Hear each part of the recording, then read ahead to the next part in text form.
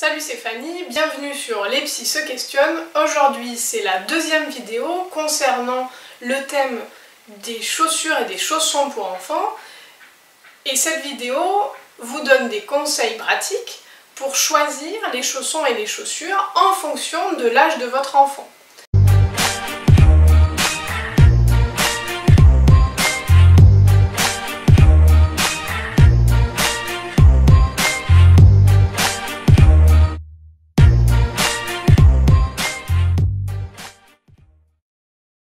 Je vais vous donner des tranches d'âge qui sont approximatives. Évidemment, cela dépend aussi de votre enfant et de vos sensibilités à vous en tant que parent. De 0 à 8 mois. Je vous conseille le maximum de pieds nus. Et puis si vous voulez le protéger du froid ou d'un sol corrosif, préférez des chaussettes ou des chaussons très souples, tricotés par exemple, c'est parfait. Ayez en tête que les muscles du pied de votre nouveau-né sont encore assez faibles et qu'une semelle, même si elle vous paraît souple, peut être déjà trop rigide pour lui. Abordons la tranche de 8 mois à 2 ans. Toujours un maximum de temps pieds nus. Et puis quand votre enfant a besoin de chaussures pour aller gambader, voici plusieurs conseils pratiques avant d'acheter une paire de chaussures ou de chaussons souples d'extérieur à votre enfant. Commençons par la semelle. La semelle doit être très souple. Donc la semelle doit être fine, sans crampons par exemple, et elle doit être dénuée de cambrion. Alors c'est un mot spécifique à la chaussure que je vous explique tout de suite. Le cambrion, c'est une pièce rigide, allongée, qui se trouve dans la semelle, qu'on ne voit pas, et qui se trouve dans les 2/3 inférieurs de la chaussure. Ce cambrion donne de la rigidité aux semelles d'adultes. Généralement, elle part de la voûte plantaire et elle descend jusqu'au niveau du talon. Et ce cambrion est spécifique à la marche d'adulte. C'est une aberration d'avoir des cambrions sur des chaussures d'enfants. Pour savoir si une chaussure possède un cambrion, il suffit de la plier en deux. Ma chaussure ici se plie non au milieu, mais plus haut. Ce qui signifie qu'elle a un cambrion du talon jusqu'au niveau de la voûte plantaire. Vous voyez, je refais. Elle ne se plie pas au milieu, elle se plie aux 3/4 à peu près. Ce qui signifie qu'il y a un cambrion, donc une partie rigide, à l'intérieur de la semelle. Contrairement à cette chaussure qui ne possède pas de cambrion, vous allez le voir de suite au niveau de la différence de pliage, puisque celle-là, je peux la plier en deux. Et je peux faire circuler la pliure, il n'y a pas de cambrion, il n'y a pas de partie rigide dans la semelle. Avec cette chaussure qui a un cambrion, je ne peux pas faire comme l'autre chaussure, je ne peux pas plier aussi facilement. Il y a une partie rigide à l'intérieur qui m'empêche de plier facilement la chaussure.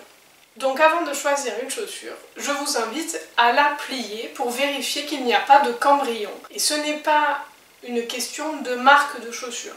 Il y a des marques de chaussures pour enfants qui sont très connues et qui ont des cambrions, et c'est une aberration.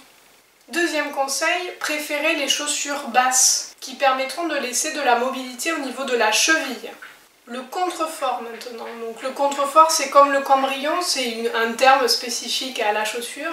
C'est la partie solide au niveau du talon. Ce contrefort pour une chaussure d'enfant doit être aussi très souple. Donc je vous invite à plier le contrefort à l'achat. Préférez toujours un contrefort très souple. Évidemment, il faut aussi des chaussures à la bonne taille. Des chaussures à la bonne taille, ça veut dire en longueur, mais aussi en largeur. Il faut qu'elles soient ajustées à la forme du pied de votre enfant. Il est nécessaire que le pied soit bien tenu. Évitez aussi les chaussures qui ont déjà été utilisées. Alors oui, désolé, le troc d'habits, c'est super pour les habits. Je conseille vraiment de ne pas faire de troc de chaussures. Pourquoi? Les chaussures se façonnent à notre style propre de marche, se façonnent aussi à notre pied, à notre façon d'attaquer le pas. en utilisant des chaussures qui ont déjà été utilisées et donc moulées et abîmées par un autre pied, un autre style de marche, vous contraignez la marche propre de votre enfant. Beaucoup de grandes marques de chaussures pour enfants proposent de mauvais produits. Avec ces conseils, vous pourrez, je l'espère, y voir un peu plus clair. Ne vous faites pas avoir par les marques qui se prétendent expertes en chaussures pour enfants. Très peu proposent des produits de qualité. À vous de tester en magasin donc. Je finis cette vidéo avec la troisième partie, c'est les enfants qui ont 2 ans et plus. À partir de 2 ans, votre enfant marche avec facilité, il court, il a besoin de chaussures beaucoup plus souvent dans la journée. Mais il est bon de lui proposer encore des moments pieds nus dans la journée. Voici les petits conseils que je peux vous donner concernant les enfants de 2 ans et plus. La semelle doit rester souple pour favoriser le bon déroulement du pied pendant la marche.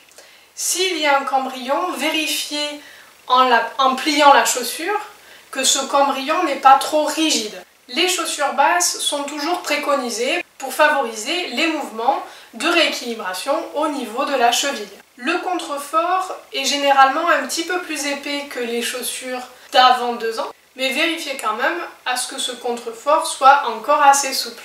Et puis, comme je vous l'expliquais dans la première vidéo, évitez les chaussures qui ont la présence d'une voûte plantaire en relief au niveau de la semelle intérieure.